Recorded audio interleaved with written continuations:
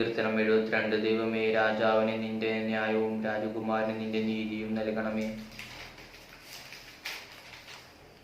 അവൻ നിന്റെ ജനത്തെ നീതിയോടും നിന്റെ എളിയവരെ ന്യായത്തോടും കൂടെ പരിപാലിക്കട്ടെ. നീതിയാൽ പർവ്വതങ്ങളിലും കുന്നുകളിലും ജനത്തിന് സമാധാനം വിളയട്ടെ. ജനത്തിന്റെ എളിയവർക്ക് അവൻ ന്യായം പാലിച്ചു കൊടുക്കട്ടെ. ദരിദ്ര ജനത്തെ അവൻ രക്ഷിക്കുകയും പീഡിപ്പിക്കുന്നവനെ തകർത്തു കളയുകയും ചെയ്യട്ടെ. സൂര്യചന്ദ്രന്മാരുമുള്ള കാലത്തോളവും അവൻ തലമുറ തലമുറയായി നിന്നെ ഭയപ്പെടട്ടെ. അരിഞ്ഞ പുൽപ്പുറത്ത് പെയ്യുന്ന മഴ പോലെയും ഭൂമിയെ നനയ്ക്കുന്ന വൻമഴ പോലെയും അവൻ ഇറങ്ങി വരട്ടെ.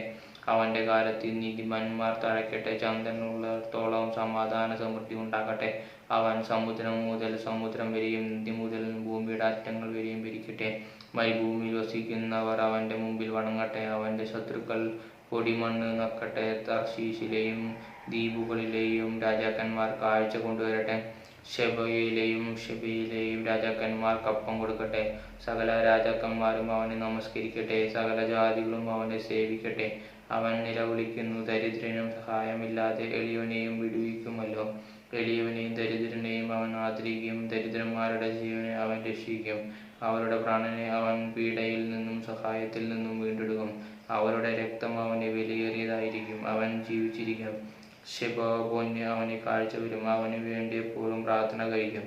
ഇടപെടാതെ അവനെ അനുഗ്രഹിക്കും. ദേശത്ത് പർവ്വതങ്ങളുടെ മുകളിൽ ധാന്യ സമൃദ്ധി ഉണ്ടാകും.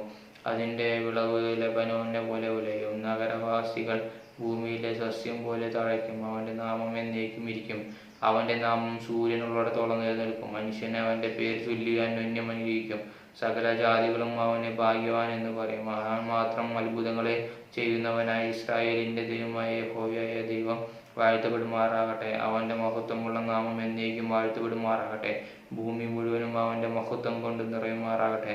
ആമേൻ, ആമേൻ. യിശ്ശായി പുത്രനായ ദാവീദിന്റെ പ്രാർത്ഥനകൾക്ക് അവസാനിച്ചിരിക്കുന്നു.